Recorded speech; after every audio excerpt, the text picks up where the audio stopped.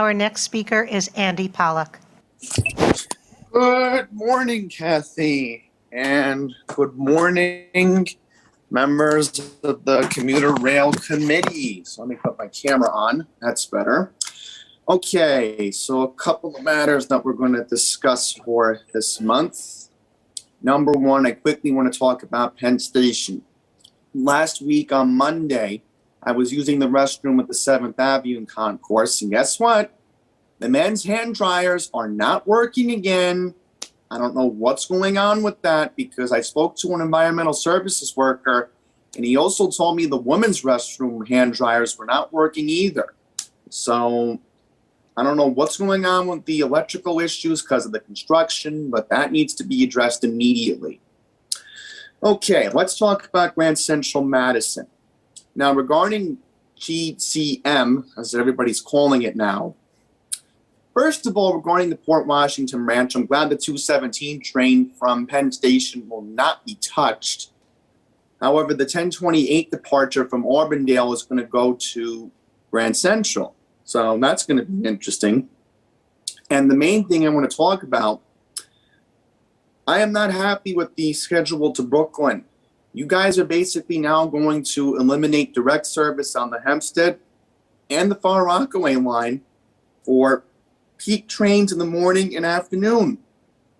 The term change at Jamaica is literally going to be a change. That term's going to literally mean all the time you're going to have to change at Jamaica. There are a lot of people who work in downtown Brooklyn. You're basically making it inconvenient for them. So please reevaluate the peak schedule for the AM and PM to Atlantic Terminal, especially on the Hempstead and Far Rockaway lines. So I'm going to conclude my comments. Thank you very much. Everybody, please have a safe July 4th. Take care. Our next speaker is Andy Pollock. Good morning, members of the New York City Transit Committee, and good morning, President Richard Davey. So, let's get into what I want to talk about this month. The first issue that needs to be talked about is the dangerous subway surfing incidents that have been reported recently. I know there was an incident that happened at 111th Street, and I'm just going to say right now that whoever is doing this, you are basically endangering yourself. You are endangering the passengers. You're costing the MTA time and money by doing this. So I just want to mention that I'm very grateful that we have Transit District 20 doing recent patrols at Jackson Heights Roosevelt, Jamaica 179th Street, and at Flushing Main Street recently from what I've been seeing the past couple of weeks riding the subway system. Next thing I want to discuss is the staffing shortages. These staffing shortages, once again, are getting out of hand. I'll give one example. One particular date I will go into, June 14th. That was a Tuesday. The 1:45 p.m. QM5 did not run because of operator availability. Then let's go to June 21st. The 2:03 p.m. Q46 bus from Long Island Jewish did not show up. Guess what? Operator availability. So I saw that 150 bus leave last Tuesday. So the staffing shortages issue needs to be addressed as well because people are on tight schedules, and especially if they're running late to doctor's appointments, for an example, that is just not acceptable. And the last thing I want to discuss is the Queens Bus redesign. I am very devastated from reading the plan. The Q30 bus route is at risk of being eliminated. And Your time has expired. Okay, thank you very much. Have a good 4th of July, and I'll give more comments another time. Mr. Andy Pollock. All right, let's start the 2 minutes now. Hi, Chair Lieber. Hi, members of the CPOC committee.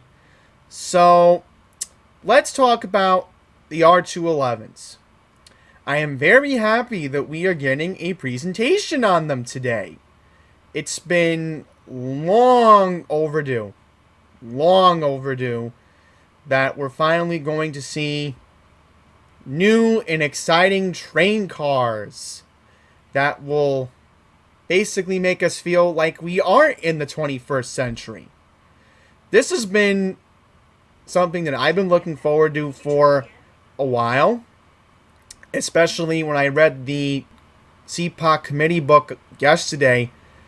I was amazed with how things are going over there in Lincoln, Nebraska, where they're being manufactured right now. So hopefully we're going to get more details during Chair Lieber's presentation this afternoon.